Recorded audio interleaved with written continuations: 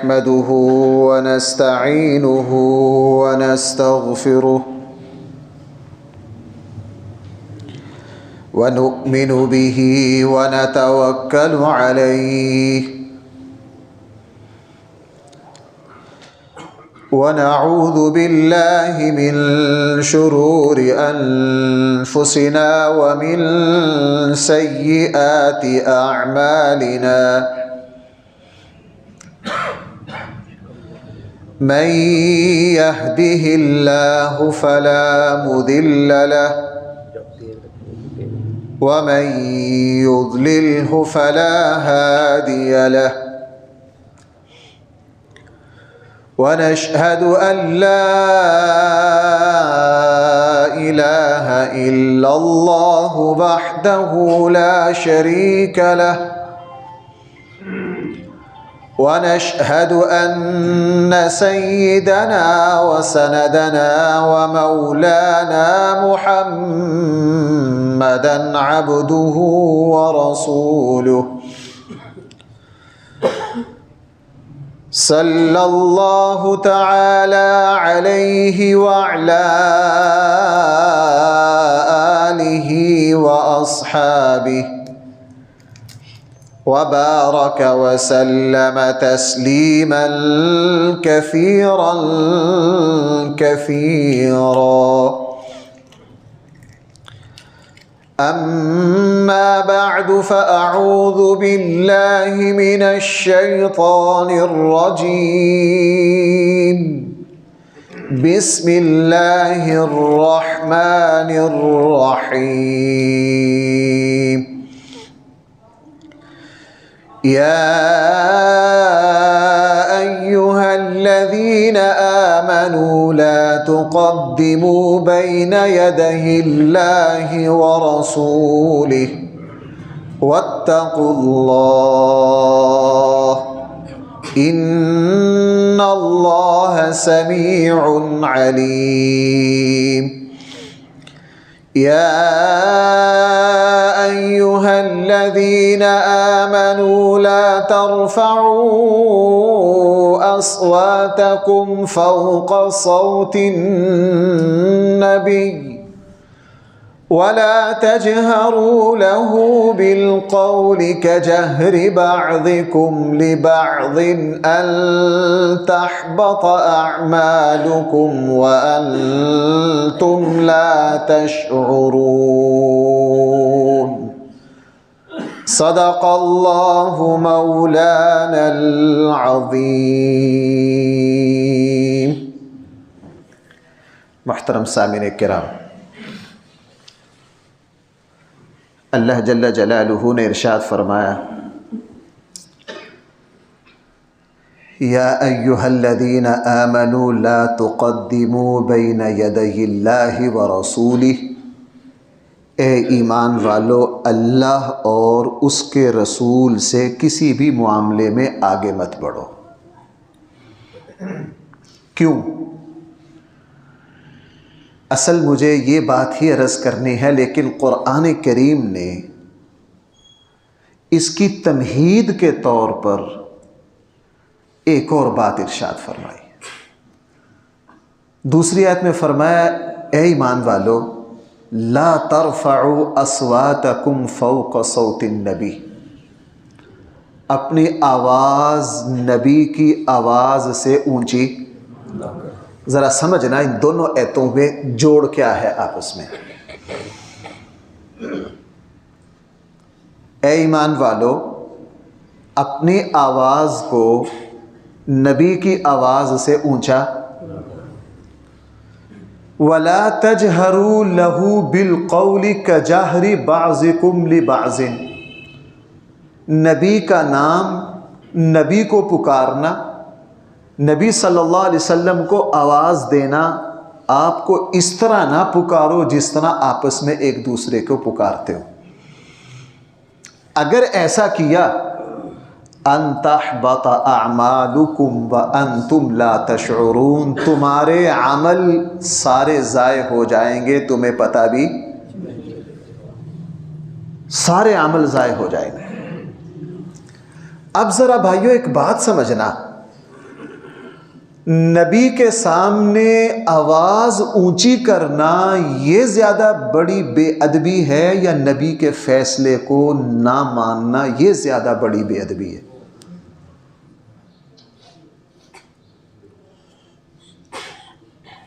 جب نبی کے سامنے اپنی آواز اونچا کرنے سے اور نبی کو بے ادبی کے ساتھ بلانے سے عمل ضائع ہو جاتے ہیں،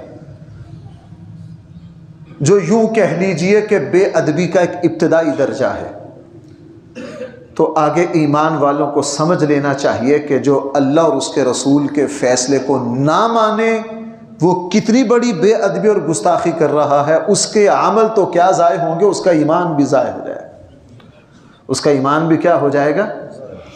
اس لیے یہ جو آیت ہے کہ نبی کے سامنے اپنی آواز کو اونچا نہ کرو، اس آیت کے نازل ہونے کا پس منظر ہمارے لیے بہت قابل عبرت ہے۔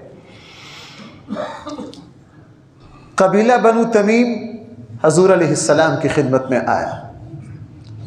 اللہ کے نبی صلی اللہ علیہ وسلم جب بھی کوئی قبیلہ آتا ان کا کوئی امیر، حاکم، گورنر متعین کر دیتے جو ان کے دینی دنیاوی معاملات کو ڈیل کرتا۔ اس قبیلے کا سربراہ کس کو بنایا جائے؟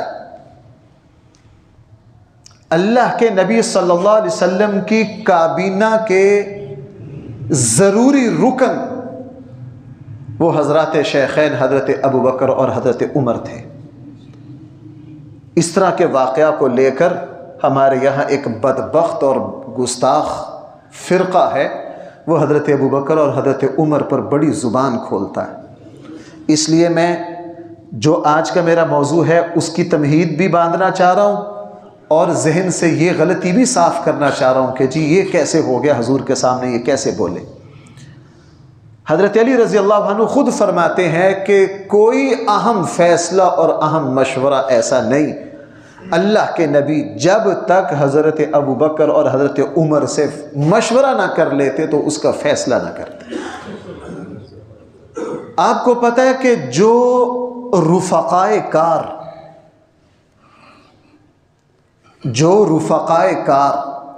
ہر وقت مشورہ میں، معاملات کو طے کرنے میں، رائے دینے میں، فیصلے میں شریک ہوں تو کبھی کبھار بے تکلفی ہو۔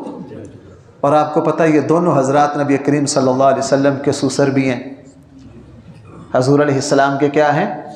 سوسر بھی ہیں۔ اور حضرت ابوبکر تو بچپن کے، نبوت تو بہت بعد میں ملی، بچپن کے یار ہے، یاری بھی ہے، رشتہ داری بھی ہے، اسلام میں سب سے مقدم بھی ہیں اور اہم فیصلے کے ساتھی بھی ہیں۔ ہر معاملے میں اللہ کے نبی ان کی رائے بھی، بلکہ ایسا موقع بھی آیا کسی نے کوئی مسئلہ خواب کی تعبیر پوچھی، اللہ کے نبی نے حضرت ابوبکر سے کہا ابوبکر تم بتاؤ، حالانکہ نبی کی موجودگی میں کوئی مسئلہ بتا۔ بہرحال اس بے تکلفی میں بنو تمیم کا امیر کس کو بنائیں؟ حضرت سیدنا صدیق اکبر نے فرمایا کہ قعقاع بن معبد کو بنائیں۔ حضرت عمر نے فرمایا نہیں، حضرت اقرع بن حابس کو بنائیں۔ حضرت ابوبکر نے رائے اور دی، حضرت عمر نے رائے۔ حضرت ابوبکر نے حضرت عمر سے کہا، چونکہ یہ بھی بے تکلف یار تھے، بے تکلفی تھی آپس میں، کہا تو نے یہ جو رائے دی ہے نا یہ صرف میری مخالفت کی وجہ سے دی ہے۔ حضرت ابوبکر نے کیا فرمایا؟ تو نے یہ جو رائے دی ہے یہ کس وجہ سے دی ہے؟ میری مخالفت کی وجہ سے دی ہے۔ حضرت عمر نے فرمایا نہیں، میرا مقصد تمہاری رائے کو رد کرنا نہیں ہے۔ اس آپس کے بے تکلفی کے تکرار میں آوازیں دونوں کی اونچی ہو گئی۔ آوازیں دونوں کی کیا ہو گئی؟ قرآن کریم کی آیات ہیں۔ قرآن کریم نے فرمایا لا ترفعوا اصواتکم فوق صوت النبی، نبی کی آواز سے اونچے اپنی آواز مت کرو۔ اور صحیح بخاری میں ہے، وہ صحابی جو ہیں انہوں نے عجیب الفاظ استعمال کیے۔ انہوں نے فرمایا کاد الخیران ان یہلکا، قریب تھا کہ ہمارے سب سے دو بہترین لوگ ہلاک ہو جاتے۔ قریب تھا کہ ہمارے دو بہترین لوگ کیا ہو جاتے، یعنی ابو بکر اور عمر قریب تھا کہ وہ ہلاک ہو جاتے۔ اللہ جل جلالہ نے تنبیہ فرما دی کہ آئندہ تمہاری آواز اس طرح اونچی۔ اور حضرت انس رضی اللہ عنہ فرماتے ہیں اس آیت کے نازل ہونے کے بعد حضرت ابو بکر اور حضرت عمر کا عمل یہ تھا، حضرت عمر اتنی آہستہ بات کرتے کہ اللہ کے نبی کو 2 مرتبہ 3 مرتبہ پوچھنا پڑتا، عمر تم کیا کہہ رہے ہو؟ بھئی بات سمجھ میں آ گئی؟ اور حضرت ابو بکر یوں جب کوئی بات کرنی ہوتی قریب آتے، کان میں آہستہ سے یوں ہاتھ رکھ کے بات کرتے کہ کبھی میری آواز جو ہے وہ اللہ کے نبی کی آواز سے اونچی نہ ہو جائے۔ اور وہ مشہور واقعہ ہے، میرا یہ موضوع نہیں ہے، میرا جو اصل موضوع ہے میں اس کی اہمیت کو واضح کرنے کے لیے اس آیت کو پہلے بیان کر رہا ہوں، حالانکہ سورہ حجرات میں یہ آیت بعد ہے، میں نے جو پہلے والی آیت ہے اس کو بیان کرنا ہے۔ حضرت ثابت بن قیس بن شماس رضی اللہ عنہ نبی کریم صلی اللہ علیہ وسلم کے خطیب تھے، اور بڑے شعلہ بیان، اللہ کے نبی نے خود فرمایا کہ یہ میرے خطیب ہیں۔ اللہ کے نبی نے خود کیا فرمایا؟ یہ میرے واعظ اور مقرر اور خطیب ہیں۔ بڑے شعلہ بیان، آواز بڑی گرجدار، اور اللہ کے نبی ان کو حکم دیتے، اللہ کے نبی کی موجودگی میں یہ گفتگو کرتے، بڑی اونچی طاقتور آواز۔ جب یہ آیت اتری وہ گھر میں بیٹھ گئے، 2-3 دن مسجد ہی میں نہیں آئے۔ حضور نے فرمایا ثابت بن قیس نہیں نظر آئے۔ صحابہ اکرام نے بتایا اللہ کے نبی وہ تو گھر کا دروازہ بند کر کے بیٹھے ہیں، وہ کہہ رہے ہیں میں تو ہلاک ہو گیا، برباد ہو گیا، میں تو جہنمی ہو گیا، میں تو کیا ہو گیا؟ جہنمی ہو گیا، اس لیے کہ میری آواز تو بہت اونچی ہے، پتہ نہیں کتنی مرتبہ اللہ کے نبی کی آواز سے اونچی ہوئی، اس لیے میرے تو عمل برباد ہو گئے، میں تو جہنمی ہو گیا۔ رسول اللہ صلی اللہ علیہ وسلم فرمایا اللہ ایسا نہیں، بلکہ تم تو جنتی ہو، تم تو کیا ہو؟ جنتی ہو۔ ان کو بلایا، چونکہ ان کی آواز فطری طور پر اونچی تھی، وہ جان بوجھ کے کبھی اپنی آواز اونچی نہیں کرتے تھے۔ اب ذرا بھائیوں جو میرا موضوع ہے میں اس کی طرف پلٹتا ہوں، یہ اس کی تمہید تھی۔ جب نبی کی آواز سے اپنی آواز اونچا کرنے کی اجازت نہیں ہے، قرآن نے کہا لا تجعلوا دعاء الرسول بینکم کدعاء بعضکم بعضا، اے ایمان والو جس طرح تم آپس میں ایک دوسرے کو پکارتے ہو، آواز دیتے ہو، بلاتے ہو، اللہ کے نبی کو اس طرح نہ بلاؤ۔ کیوں؟ وہ اللہ جو محمد صلی اللہ علیہ وسلم کے رب ہیں، جنہوں نے امام الانبیاء سرکار دو جہاں صلی اللہ علیہ وسلم کو نبی بنا کر بھیجا ہے، جب وہ رب اللہ کے نبی کو جب خطاب کر رہے ہیں، پورے قرآن کریم میں کسی جگہ نہیں کہا یا محمد، اے محمد۔ بھائی اللہ کے نبی اللہ کہہ سکتے تھے کہ نہیں؟ وہ رب ہے، وہ کہہ سکتے تھے۔ پورے قرآن میں دوسرے نبیوں پر کہا یا داود یا ابراہیم یوسف اعرض عن ھذا، دوسرے نبیوں کو قرآن نے کیا کیا؟ نام لے کے کہا یا آدم اسکن انت وزوجک الجنہ۔ لیکن نبی کریم صلی اللہ علیہ وسلم کی باری جب آئی تو کیا کہا؟ یا ایھا النبی، یا ایھا الرسول، یا ایھا المزمل، یا ایھا المدثر، یہ کہا۔ تو جب نبی کریم صلی اللہ علیہ وسلم کی آواز سے اپنی آواز کو اونچا کرنا عمل کو برباد کر دیتا ہے، تو بھائی جہاں اللہ کے رسول کا فیصلہ موجود ہو، وہاں اللہ کے رسول کے فیصلے کو نہ ماننا، وہاں اپنی مرضی چلانا اور اپنی رائے پر عمل کرنا، اپنی طرف سے فیصلہ کرنا، اندازہ لگا لیجئے یہ کفر نہیں بنتا تو اور کیا ہے۔ اس لیے قرآن نے فرمایا لا تقدموا بین یدی اللہ ورسولہ، اے ایمان والو اللہ اور اس کے رسول سے کسی بھی معاملے میں آگے۔ اب ذرا ایک بات اور سننا بھائی، ایک بات اور سننا۔ آیت کیا ہے؟ میرے ساتھ پڑھو سارے، لا تقدموا بین یدی اللہ ورسولہ، اے ایمان والو اللہ اور اس کے رسول سے آگے، حالانکہ کہنا یہ چاہیے تھا کہ میرے رسول سے آگے نہ بڑھو، کہنا یہ چاہیے تھا میرے رسول سے آگے نہ بڑھو، لیکن کہا نہیں اللہ اور اس کے رسول سے آگے۔ اللہ سے تو کافر بھی نہیں بڑھتے، آج تک کسی کافر نے بھی یہ نہیں کہا، پھر قرآن نے یہاں یہ کیوں کہہ دیا؟ سیدھا قرآن کہتا کہ رسول سے آگے مت بڑھو، قرآن نے کہا نہ اللہ اور اس کے رسول سے آگے نہ بڑھو۔ یہ اعلان کر دیا کہ جو نبی کریم صلی اللہ علیہ وسلم سے آگے بڑھے گا سمجھا یہ جائے گا کہ وہ اللہ سے آگے بڑھا ہے۔ وہ کس سے آگے بڑھا؟ اس لیے کہ نبی کریم صلی اللہ علیہ وسلم کے فیصلے کو قبول نہ کرنا، یہ حقیقت میں کس کے فیصلے کو قبول کرنا ہے؟ قبول نہ کرنا ہے اللہ کے فیصلے کو قبول نہ کرنا ہے، یہی ایمان ہے۔ اور صدیق اکبر رضی اللہ عنہ کو جیسے ہی قرآن نے ٹوکا ساری زندگی اپنی آواز کو کیا کر لیا؟ نیچے کر لیا۔ یہی ایمان کا تقاضا ہے، میرے اور آپ کے اوپر یہی فرض ہے، اپنے زندگی کے تمام معاملات میں جہاں پتہ نہ ہو کہ یہ اللہ اور اس کے رسول کا فیصلہ کیا ہے وہاں معافی کی گنجائش ہے۔ جہاں پتہ چل جائے کہ یہاں اللہ اور اس کے رسول کا فیصلہ یہ ہے، اپنے آپ کو روک لینا، اپنے جذبات کو چھوڑ دینا، اپنی ضد کو چھوڑ دینا، اپنی رائے کو چھوڑ دینا، اللہ اور اس کے رسول کے فیصلے کو فوراً قبول کرنا، یہی ایمان ہے۔ بھائی یہی کیا ہے؟ اب نبی کریم صلی اللہ علیہ وسلم کے صحابہ کی زندگی میں اس کی اتنی مثالیں ہیں کہ ان کے اوپر ایسے ایسے جذبات اور ماحول، ایسا دباؤ اور غصہ، ایسی کیفیت پیدا ہوئی، حیران انسان ہو جاتا ہے کہ انہوں نے ایسے ماحول میں اللہ اور اس کے رسول کے حکم کو کیسے مد نظر رکھا اور اپنے جذبات کی قربانی دے دی۔ میں آپ کو 2-3 مثالیں دے دیتا ہوں۔ صلح حدیبیہ پر سارے حضرات کو پتہ ہے، جس وقت معاہدہ پر دستخط ہو کر فارغ ہو رہے تھے اسی وقت آزمائش آ گئی۔ صلح حدیبیہ کے معاہدے میں ایک شک یہ لکھی تھی، اگر مکہ کا کوئی صاحب مدینہ جائے گا تو مدینہ والے اس کو کیا کریں گے؟ اگر مدینہ کا کوئی شخص مکہ آئے گا تو اس کو واپس نہیں کیا جائے گا۔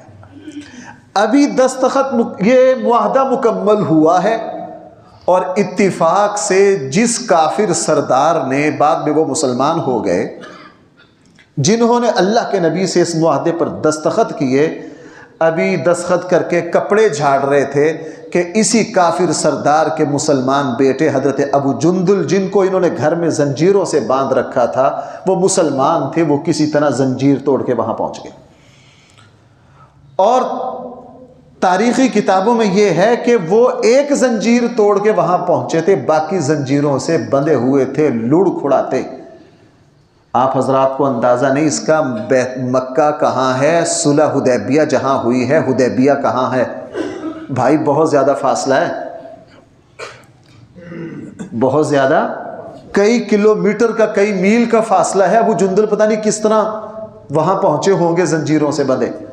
جب وہاں پہنچ گئے تو معاہدہ چونکہ مکمل ہو گیا تھا، اور مکہ کے اس سردار نے کہا کہ جی یہ میرا بیٹا زنجیر توڑ کے پہنچ گیا، یہ میرے حوالے کرو۔ آپ معاہدہ کر چکے ہو، آپ کیا کر چکے ہو؟ معاہدہ۔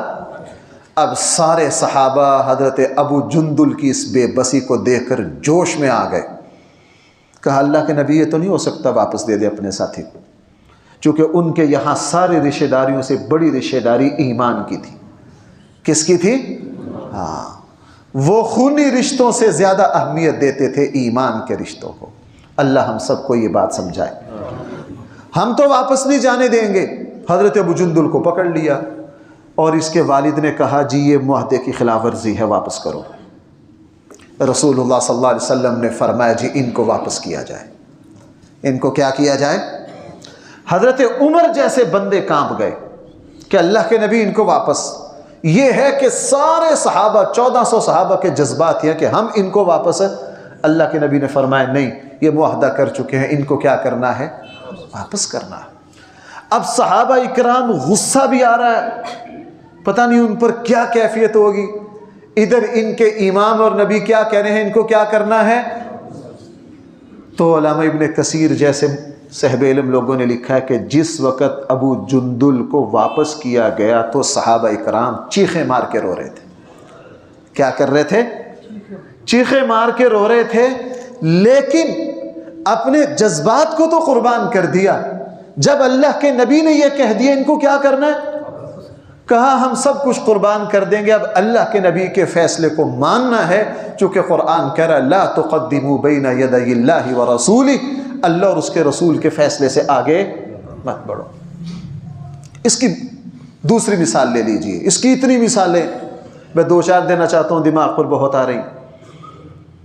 یہ مثال میں نے بہت مرتبہ دی ہے، نبی کریم صلی اللہ علیہ وسلم کے چچا محترم حضرت حمزہ رضی اللہ عنہ جب میدان احد میں شہید ہوئے، سارے مسلمان جانتے ہیں، کافروں نے ان کے جسم کے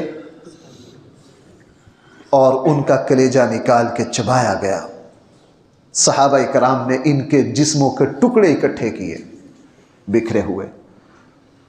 چونکہ میدان بدر میں غصہ تھا ان پر، میدان بدر میں بڑے بڑے سردار حضرت حمزہ کے ہاتھوں قتل ہوئے تھے۔ حضرت حمزہ دلیر بہت تھے، وہ تو دھوکے سے ان کو شہید کر دیا گیا، وگرنہ سینہ تان کے تو کوئی حضرت حمزہ کا مقابلہ نہیں کر سکتا تھا۔ جب ان کی بہن حضرت صفیہ جو رسول اللہ صلی اللہ علیہ وسلم کی پھوپھی، ان کو پتہ چلا میرے بھائی شہید ہو گئے ہیں، وہ آئیں اپنے بھائی کو دیکھنے۔ اور بھائی میں اکثر عرض کروں، میں بڑا حیران ہوتا ہوں اس واقعہ پہ، یہ موقع ایسا ہے انسان غم اور جذبات میں ایسا ڈوبتا ہے کہ انسان کسی چیز کی رعایت کر نہیں پاتا۔ اب میدان احد میں جب آئیں حضرت صفیہ، رسول اللہ صلی اللہ علیہ وسلم نے دور سے دیکھ لیا کہ میری پھوپھی آ رہی، اور بنو ہاشم جو حضور کا خاندان تھا یہ بڑے قد کاٹ کا تھا، حضرت صفیہ بھی بڑی دلیر قد کاٹ کی تھی، اور حضرت صفیہ غزوہ خندق پر تو ایک کافر کو بھی قتل کر دیا تھا حضرت صفیہ نے، اتنی دلیر تھی۔ حضور نے دور سے دیکھا اور فوراً ان کے بیٹے سے کہا، فوراً ان کے بیٹے اور اپنے پھوپھی زاد بھائی حضرت زبیر سے کہا، زبیر جاؤ اپنی والدہ کو روکو جا کے، وہ اپنے بھائی کی میت کو نہ دیکھیں۔ مقصد کیا تھا؟ مقصد یہ تھا کہ حضرت حمزہ کے جسم کی حالت درست ہے، میری پھوپھی کو دکھ ہوگا۔ اب حضرت بیٹا بھاگا گیا، حضرت صفیہ کے پاس پہنچا، حضرت صفیہ کو جا کے کہا ماں جی آپ اپنے بھائی کو نہ دیکھیے۔ حضرت صفیہ نہیں رکی، بیٹا سامنے آ کے کھڑا ہو گیا۔ جب سامنے آ کے کھڑا ہو گیا، ایک ہاتھ مارا اپنے بیٹے کو اور آگے سے پرے کیا، اور یہ کہا بھی کہ کیا تم مجھے بزدل سمجھتے ہو، میں جاہلیت کی عورتوں کی طرح واویلا کروں گی؟ حضرت زبیر نے روکنا چاہا، نہیں رکے۔ اب بھائی کی میت سامنے ہے، اپنے بھائی کا چہرہ دیکھنا ہے۔ اور بھائیو آج ایمان کی ہماری کمزوری ہے، اکثر ایسا ہوتا ہے، خواتین ہم سے مسئلہ پوچھتی ہیں، میرے فلاں عزیز کا انتقال ہو گیا، میں عدت میں ہوں، میں چہرہ دیکھنے جا سکتی ہوں کہ نہیں؟ ہم ان کو مسئلہ بتاتے ہیں کہ آپ چہرہ دیکھنے نہیں جا سکتی، چہرہ دیکھنے نہیں جا سکتی۔ وہ کہتے ہو کوئی اس کی رعایت نہیں کرتا، چونکہ اس کی رعایت وہ کرے گا جس کے دل میں اللہ اور اس کے رسول کے حکم کی اہمیت ہو۔ ہمارے یہاں خواتین اس کی کوئی پرواہ نہیں کرتی، بلکہ ایسا بھی ہوتا ہے دور کا رشتہ دار فوت ہو گیا، خود عدت میں ہیں، اب گھر سے باہر جا، عدت قرآن کا 2 ٹوک حکم ہے 3 پارے میں، کہ آخر میں قرآن کا بڑا تاکیدی حکم ہے، جو عدت ہے وہ فرض ہے، لیکن عدت کی کوئی پرواہ نہیں کریں گے، جائیں گے۔ میں نے صرف اپنی زندگی میں ایک منظر دیکھا، میرے ایک استاد ہیں، اللہ تعالیٰ ان کی مغفرت فرمائے، بہت سال پہلے ان کا انتقال ہو گیا، بیمار تھے ہسپتال میں، ان کی اہلیہ دوسری جگہ تھی۔ جب ان کا انتقال ہوا، کچھ ایسی مجبوریاں بنی کہ ان کے جو میت تھی ان کو سیدھا ان کے آبائی گاؤں لے کے جانا تھا، جہاں وہ رہتے تھے وہاں لے جانا ممکن نہیں تھا۔ اب ان کی اہلیہ وہاں دوسری جگہ ٹھہری ہوئی تھی، تو ان کی اہلیہ کا اصرار تھا کہ مجھے یہاں چہرہ دکھا جاؤ، چونکہ مجھ پر عدت شروع ہو گئی ہے، میں عدت میں گھر سے باہر جا۔ سارے رشتہ داروں نے کہا جی کچھ ایسی مجبوری ہے کہ یہاں ان کی میت کو لایا نہیں جا سکتا، آپ کو وہاں لے جاتے ہیں۔ انہوں نے حیرت سے کہا میں عدت میں ہوں، قرآن کا حکم ہے، میں بھلا کیسے جا سکتی ہوں؟ میں بھلا کیسے؟ سب نے کہا، انہوں نے کہا نہیں، وہ خود ماشاءاللہ بڑی دیندار تھی، اپنے شوہر کا چہرہ دیکھنے نہیں گئی کہ اللہ کا حکم ہے۔ اور بھائیو، جہاں جذبات انسان قربان کرتا ہے نا اللہ کے حکم پر، اللہ وہاں اتنے راضی ہوتے ہیں کہ میرے بندے نے اپنے جذبات کو نہیں دیکھا، کس کو دیکھا ہے؟ ہاں، میرے حکم کو دیکھا ہے۔ ہم تو اپنے جذبات میں، اپنی رسموں میں، اپنے رواجوں میں، ہاں، اپنے معاشرے کی مجبوریوں میں بہہ جاتے ہیں۔ اب یہ موقع تھا کہ یہاں انسان مغلوب الحال ہو جاتا ہے کہ بھائی کی میت سامنے پڑی ہے۔ اب 2 مرتبہ بیٹے نے روکا، نہیں رکے، لیکن جب ان کے بیٹے نے دیکھا کہ میری والدہ نہیں رک رہی ہیں اور بھائی کی میت کی طرف جا رہی ہیں، تو پیچھے سے یہ کہا، ماں جی اللہ کے نبی نے آپ کو اپنے بھائی کی میت دیکھنے سے منع کیا۔ کیا کیا؟ اپنے بھائی کی میت دیکھنے سے حضرت صفیہ وہیں رک گئی، ایک قدم نہیں آگے بڑھایا۔ یہ ہے بھائیو ایمان، ہم تو سوچ نہیں سکتے اس حالت میں اپنے ایمان پر قائم رہنا۔ ایک قدم نہیں آگے بڑھایا، وہیں رک گئی۔ کہا اچھا، انا للہ و انا الیہ راجعون پڑھا اور صاف یہ کہا میں صبر کرتی ہوں، اور 2 کپڑے نکالے، کہا اچھا میرے بھائی کو ان میں کفنا دینا۔ اللہ کے حکم کو، اللہ کے نبی کے حکم کو مان کے انہی قدمیں واپس آ گئی۔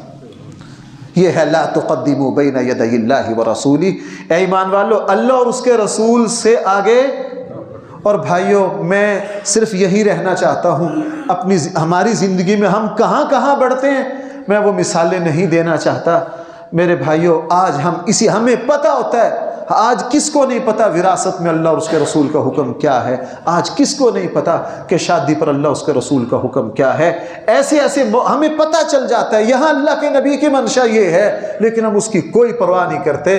تو جناب قرآن کہہ رہا ہے، اے ایمان والو، اگر تم نبی کی آواز سے اپنی آواز کو اونچا کر دو تو تمہارے عمل ضائع ہو جائیں گے، اگر تم نبی کے فیصلے سے اپنا فیصلہ اونچا کر دو تو کیا ہوگا؟ اور بھائی میں تو کانپ جاتا ہوں، دور کی بات نہیں ہے، 1 1.5 سال 2 سال پہلے کی بات ہے، جس وقت سپریم کورٹ میں سود کا مقدمہ زیر سماعت تھا، ہمارے سابقہ چیف جسٹس نے یہ کہا، اگر کوئی سود لیتا ہے وہ اللہ اور اس کے رسول کی نافرمانی کرتا، اللہ اور اس کے رسول جانے ہم کون ہوتے ہیں، اس لیے سود کی اجازت دے دی۔ پاکستان میں 70 سالوں میں ہماری عدالت یہی خباثت کرتی آ رہی ہے کہ آرڈر چلا رکھا ہے سود کا، یہ اللہ اور اس کے رسول کے فیصلے سے آگے نہیں بڑھنا۔ کیوں بھائی؟ بالکل بڑھنا۔ صحابہ اکرام پر ایسی ایسی کیفیات آئی۔ حضرت علی المرتضی رضی اللہ عنہ، حضرت علی کے نکاح میں ہر مسلمان جانتا ہے رسول اللہ صلی اللہ علیہ وسلم کے جگر کا ٹکڑا، آپ کے دل کا ٹکڑا حضرت فاطمہ، اور حضرت فاطمہ کی زندگی میں حضرت علی رضی اللہ عنہ نے ارادہ کیا ابو جہل کی بیٹی جو مسلمان ہو گئی تھی، جو کیا ہو گئی تھی اور قریشی ہے، ابو جہل کا خاندان بھی مکہ کا بڑا خاندان ہے، قریش سے باہر نہیں، آپ سارے جانتے ہیں حضرت علی رضی اللہ عنہ نے ابو جہل کی بیٹی سے نکاح کرنے کا ارادہ کیا۔ نکاح کرنے کا کیا کیا؟ بھائی یہ غلط ارادہ تھا، عبادت ہے، ہم پلہ ہے، اور ان فطرت ہے انسان کے اندر، نکاح کی ایک رغبت ہے، انبیاء کی سنت ہے، بظاہر کوئی غلط کام نہیں کر رہے تھے حضرت علی رضی اللہ عنہ۔ نبی کریم صلی اللہ علیہ وسلم کو پتہ چلا تو آپ نے کیا فرمایا تھا؟ آپ نے فرمایا تھا اگر ابو جہل کی بیٹی سے نکاح کرنا ہے تو محمد کی بیٹی کو طلاق دے دو، میں پسند نہیں کرتا کہ محمد اور ابو جہل کی بیٹی ایک ہی گھر میں رہے۔ اور آگے آپ سارے حضرات جانتے ہیں حضرت علی نے کیا کیا؟ حضرت علی وہی رک گئے، اس عمل، اپنے اس فیصلے پر عمل تو دور کی بات ہے، دوبارہ دل میں بھی تمنا نہیں کی کہ میں کیا کروں گا۔ اور واقعہ لے لی، وہ بھی قرآن سورہ احزاب میں بیان کر رہا ہے۔ حضرت زینب بنت جحش رسول اللہ صلی اللہ علیہ وسلم کی پھوپھی ہیں، حضرت امیمہ بنت عبد المطلب۔ حضرت امیمہ جو ہے یہ نبی کریم صلی اللہ علیہ وسلم کی پھوپھی ہیں، ان کی بیٹی ہیں حضرت زینب بنت جحش رضی اللہ عنہ۔ نبی کریم صلی اللہ علیہ وسلم نے ان کے نکاح کا ارادہ کیا اپنے منہ بولے بیٹے حضرت زید بن حارثہ سے، چونکہ اللہ کے نبی کو زید بن حارثہ سے بہت محبت تھی، زید بن حارثہ سے نکاح کا فیصلہ کیا۔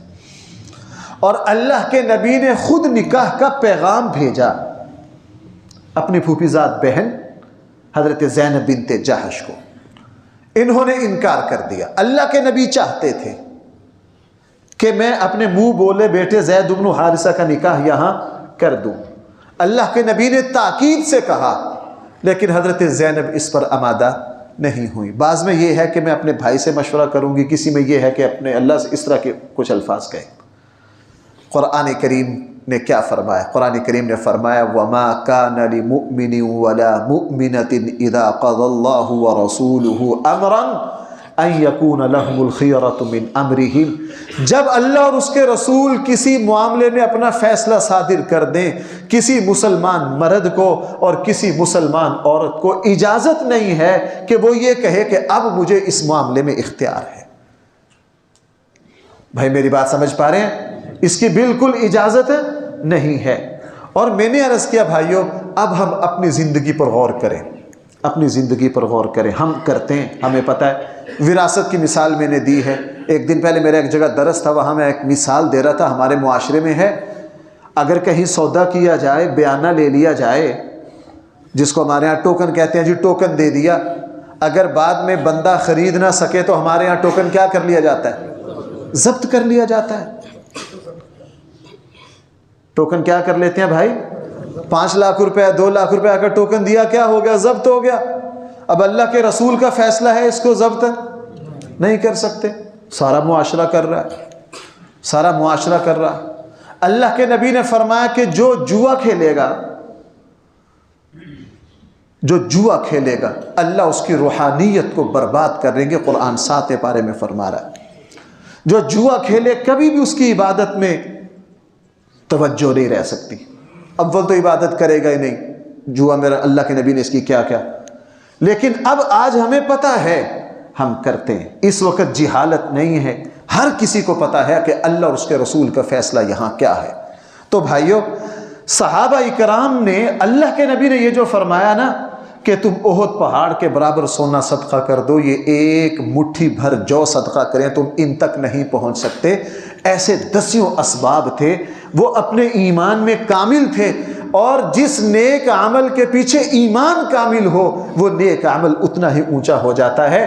حضرت امیر معاویہ رضی اللہ عنہ، حضرت عمر رضی اللہ عنہ نے، حضرت عثمان غنی نے بڑی حکمت سے ان کو جو علاقہ شام کا تھا جہاں کیسر کی حکومت لگتی تھی، حضرت امیر معاویہ کو اس علاقے کا گورنر رکھا، چونکہ ایک سپر طاقت سے ٹکر رہتی تھی اور یہاں کو مضبوط بندہ چاہیے تھا جو ان کو لگام دے سکے۔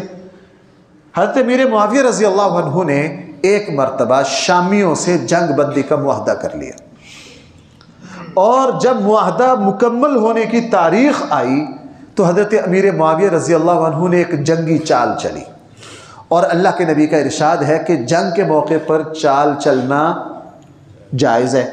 کیا ہے بھائی، سمجھ آ رہی ہے میری بات؟ جائز ہے۔ حضرت امیر معاویہ رضی اللہ عنہ نے کیا کیا؟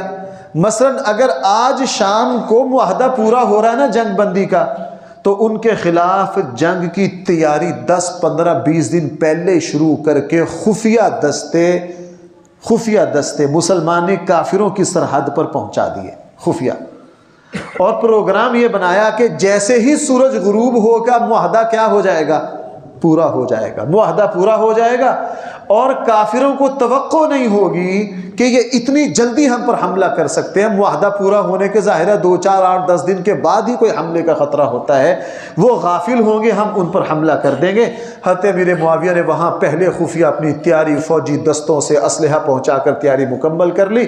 جیسے ہی شام کو سورج غروب ہوا، اچانک حملہ کر دیا، اور جو کافر تھے وہ غافل تھے، علاقے کے علاقے فتح کرتے گئے، چونکہ ان کی تیاری نہیں تھی، اور بڑے اندر تک ضلع کے ضلع ان کے فتح کر لیے۔ جب علاقے کے علاقے فتح کر لیے تو تیسرے چوتھے دن دیکھا کہ پیچھے سے ایک صحابی جو ہیں وہ اپنے گھوڑے پر بھاگے آ رہے ہیں، عربوں کے دستور کے مطابق وہ کپڑا لہرا رہے ہیں۔ جب کوئی بہت خطرہ ہوتا تو عرب اس طرح کپڑا لہرایا کرتے تھے۔ سب نے کہا اللہ خیر کرے، پتہ نہیں کیا ہو گیا۔ جب قریب آئے تو دیکھے حضرت عامر بن عبسہ رضی اللہ عنہ ہے، وہ پتہ کیا کہتے آ رہے ہیں؟ وہ کہتے آ رہے ہیں اللہ اکبر اللہ اکبر اللہ اکبر، قفو، ٹھہر جاؤ ٹھہر جاؤ۔ کبھی ہلاک نہ ہو جانا، ٹھہر جاؤ۔ اب یہ حیران ہو گئے کہ ہم نے ایسا کیا کام کر دیا۔ حضرت عمر بن عبسہ نے سب کو روکا، روکنے کے بعد کہا میں نے نبی کریم صلی اللہ علیہ وسلم سے سنا ہے جب تمہارا کسی قوم سے جنگ بندی کا معاہدہ ہو، اس کی مدت پوری ہو رہی ہو، اس کی مدت کیا ہو رہی ہو؟ پوری ہو رہی ہو، اور اس کی مدت پورا ہونے پر جب تک تم اس قوم کو وارننگ نہ دے دو کہ جی آج ہماری تمہاری معاہدہ کی صلح کی مدت پوری ہو رہی ہے اور اس کے بعد ہم کبھی بھی تم پر حملہ کر سکتے ہیں، اس وقت تک ان پر حملہ نہ کرو، لہٰذا تم معاہدہ کی خلاف ورزی کر رہے ہو۔ اور بھائی یہ طاقتور تھے، فاتح تھے، کیا تھے؟ طاقتور تھے، فاتح تھے، ان کا علاقہ فتح کر چکے ہیں۔ اب حضرت امیر معاویہ اور ان کے ساتھیوں کو اللہ کے نبی کے اس ارشاد کا پتہ نہیں تھا۔ حضرت امیر معاویہ رضی اللہ عنہ نے جیسے ہی اللہ کے نبی کا یہ ارشاد سنا، اسی وقت آرڈر جاری کر دیے، سب کو روک دیا اور فرمایا کہ جتنا علاقہ فتح کیا ہے وہ علاقہ بھی چھوڑ دیا اور جو مال غنیمت آیا تھا وہ بھی واپس کر دیا، اور اس حکومت سے معذرت بھی کر لی۔ کیوں؟ پتہ چل گیا کہ یہاں اللہ کے نبی کا فیصلہ اس طرح نہیں ہے جس طرح ہم کر رہے ہیں، اللہ کے نبی کا فیصلہ اس طرح۔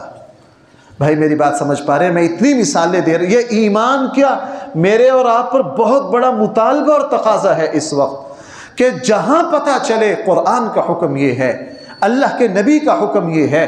میں اس کی ایک مثال بہت جذباتی ہے، وہ بھی دے دیتا ہوں۔ حضرت عمر رضی اللہ عنہ ایک مرتبہ مسجد میں تشریف لائے، کچی مسجد تھی، اور حضرت عباس رضی اللہ عنہ کا جو گھر ہے وہ مسجد کے کونے پر تھا۔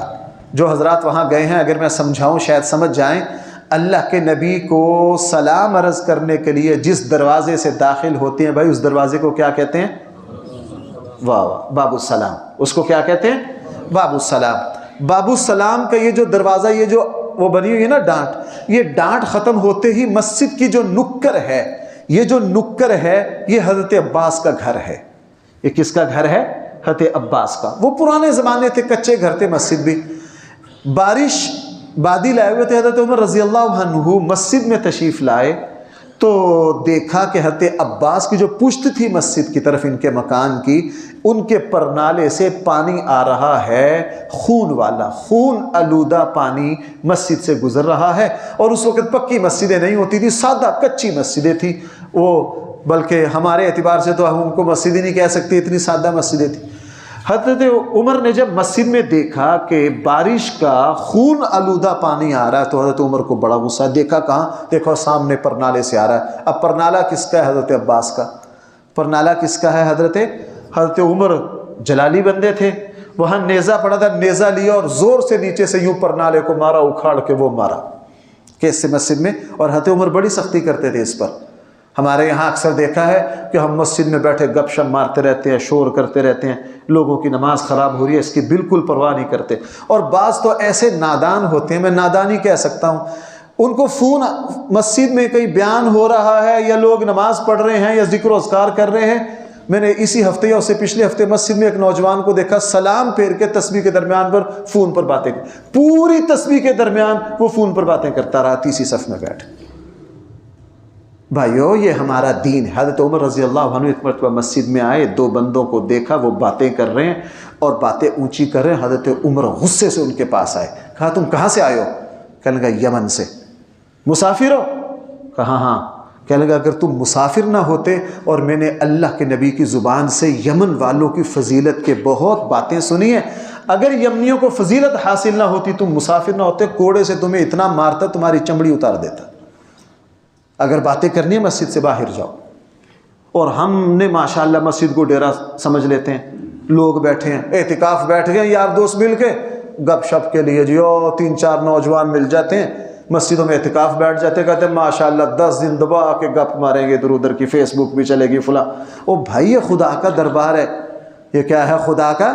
بہرحال حضرت عمر کو غصہ آ گیا، حضرت عمر رضی اللہ عنہ نے وہ پرنالہ اکھاڑ کے پرے مارا۔ حضرت عباس رضی اللہ عنہ آئے، دیکھا پرنالہ تو غصے سے پوچھا یہ پرنالہ میرا کس نے اکھاڑا؟ حضرت عمر نے فرمایا، اور یہ حضرت عمر کی خلافت کا دور تھا، امیر المومنین تھے، روب اور دبدبہ تھا حضرت عمر کا۔ حضرت عمر نے کہا میں نے اکھاڑا۔ پوچھا کیوں؟ کہنے لگے یہاں سے گندا پانی اس طرح آ رہا ہے خون والا۔ حضرت عباس نے یہ کہا، حضرت عباس نے کہا عمر آپ کو نہیں پتہ یہ پرنالہ نبی کریم صلی اللہ علیہ وسلم نے یہاں لگوایا تھا، میں نے حضور سے اجازت لی تھی، حضور نے فرمایا تھا کہ ہاں یہاں لگا لو۔ اب دیکھو حضرت عمر خلیفہ وقت ہے، طاقتور ہیں یا نہیں؟ یہی بھائیو ایمان ہے۔ میں اسی نقطہ کو سمجھانے پر آج میں نے سارا ٹائم لگا دیا، اللہ یہ نقطہ مجھے بھی سمجھائے، آپ کو بھی سمجھائے۔ اگر ہم اس کو سمجھ جائیں ہماری زندگی میں انقلاب آ جائے، ہماری زندگی میں عملی تبدیلی آ جائے، ہاں ہم دوسروں کے حق کو ادا کرنے والے ہو جائیں۔ اگر یہ بات سمجھ میں آ جائے ہمارا ہاتھ ظلم سے رک جائے، اگر ہمیں یہ بات سمجھ آ جائے تو ہم مد مقابل کو گالی نہ دیں، ہمارا ہاتھ دوسرے کے گریبان تک نہ جائے، ہم دوسروں کی پگڑیاں نہ اچھالیں، ہم دوسروں پر الزام نہ لگائیں۔ حضرت عمر رضی اللہ عنہ نے جیسے ہی یہ سنا حضرت عباس کے اللہ کے نبی نے لگوایا تو فوراً پرنا اٹھایا، اور وہ پرنالہ اٹھایا اور حضرت عباس کو بازو سے پکڑا اور وہاں لے گئے۔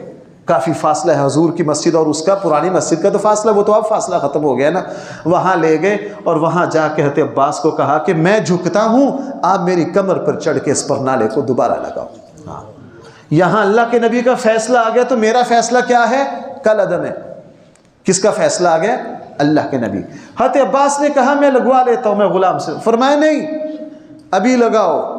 اب یہ خلیفہ وقت 22 لاکھ مربع میل کا بادشاہ کہہ لیجئے، ویسے بادشاہ تو کہنا ان کو توہین ہے، میں صرف سمجھانے کے لیے کہہ رہا ہوں۔ 22 لاکھ مربع میل کا وہ شخص جس کے حکم سے کفر کانپ رہا، جھک گئے، اللہ کے نبی کا فیصلہ آ گیا۔ حضرت عباس کو اپنی کمر پر چڑھایا، حضرت عباس نے پرنالہ لگایا، اور جب یہاں سے حضرت عمر جا رہے تھے نا تو بڑبڑاتے، جیسے بندہ خود کلامی کرتا ہے، اپنے آپ کو کہتا جاتا ہے، اپنے آپ کو کہتے بھی جا رہے ہیں خطاب کے بیٹے کی کیا مجال ہے کہ اس پرنالے کو اکھاڑے جس کو اللہ کے نبی نے لگایا ہو۔ بار بار کہتے جا رہے ہیں خطاب کے بیٹے کی کیا مجال ہے اس پرنالے کو اکھاڑے جس پرنالے کو کس نے لگایا ہے؟ اللہ کے نبی نے۔ اس کی اتنی مثالیں ہیں خلفائے راشدین اور صحابہ کے دور میں۔ ایک معاملہ آیا، مد مقابل نے کھڑے ہو کر کہا اللہ کے نبی نے مجھے یہ کہا تھا، فرمایا ٹھیک ہے، وہی بریک لگ گئی۔ تو بھائیو یا ایھا الذین آمنوا، دوبارہ اس آیت کو پڑھو، اس آیت کا بھائی ترجمہ یاد رکھیے، یا ایھا الذین آمنوا لا تقدموا بین یدی اللہ ورسولہ، اے ایمان والو، اے ایمان والو، لا تقدموا بین یدی اللہ ورسولہ، اللہ اور اس کے رسول کے کسی حکم اور کسی فیصلے سے آگے مت بڑھو۔ جہاں پتہ چل جائے کہ یہاں اللہ کے نبی کا فیصلہ، میرے دین کا، میرے قرآن کا یہ حکم ہے، اپنے جذبات کو، اپنی مجبوریوں کو، اپنی خواہشات کو، اپنی چاہت کو، آپ کے جی میں کیا ہے اس کو چھوڑ دو۔